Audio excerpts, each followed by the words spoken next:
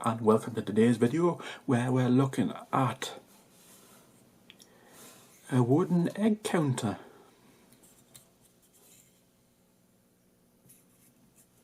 Apparently this is about 3 minutes.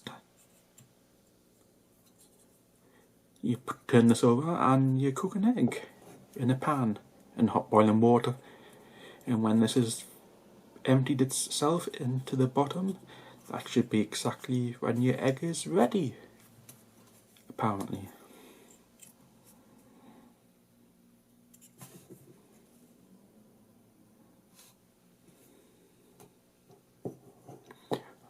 A rather fetching egg counter from whatever it is.